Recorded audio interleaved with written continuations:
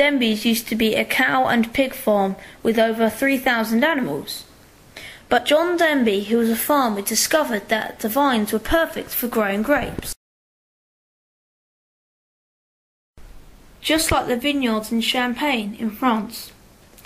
So they started planting grapevines in 1986. It took 3 years to plant the vines and a lot of cups of tea.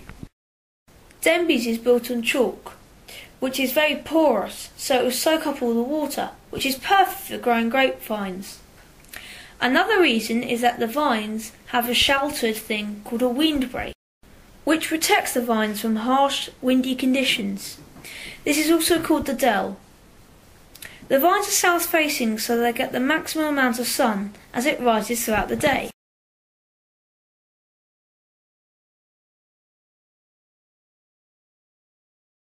Eventually it was finished, and the perfect conditions soon grew grapevines, creating Denbies.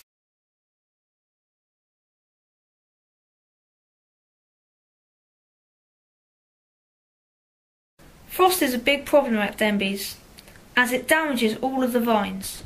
But they have a solution. The burners. These are used during the frosty nights to melt the frost before it gets a chance to settle. The one downside, though, is that they do consume a lot of fuel. But they do have another way to stop the frost. The heat blast. A heater attached to the back of a tractor that drives up and down the vines, melting the frost.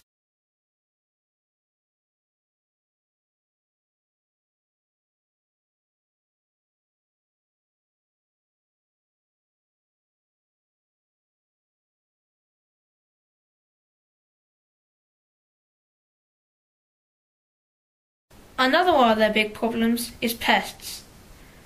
Birds usually eat the vines, so they installed an ultrasonic bird scarer. This makes sounds we can't hear that scares the birds. To stop the larger pests like deer, they installed a very tall fence around Denbies. Denbies has a large amount of tourism.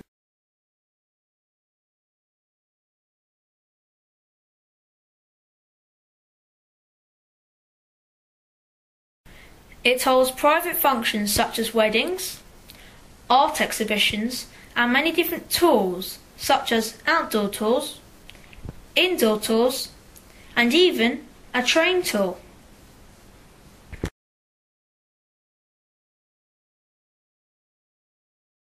With a 360-degree cinema, they have gift shops and restaurants, serving Denbies wine of course. They even have great exhibitions like James May's Lego House. Harvest is a big time at Denbies, as it's their main source of income. They first spray the vines with pesticides. Then they prune the vines. It takes 1 minute to prune each vine.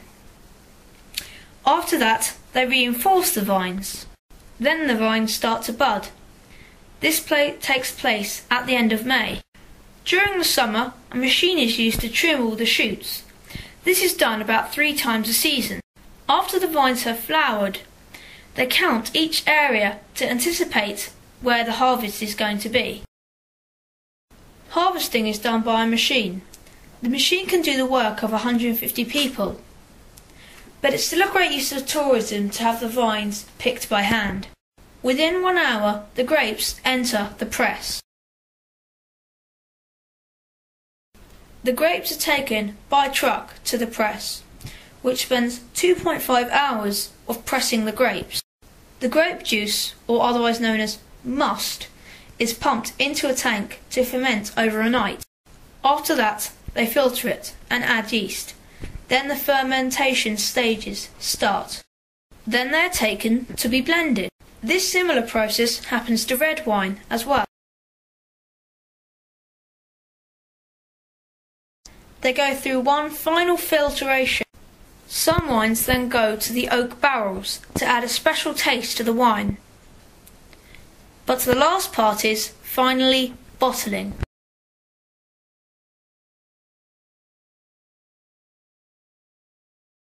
Then it is sold on, far and wide.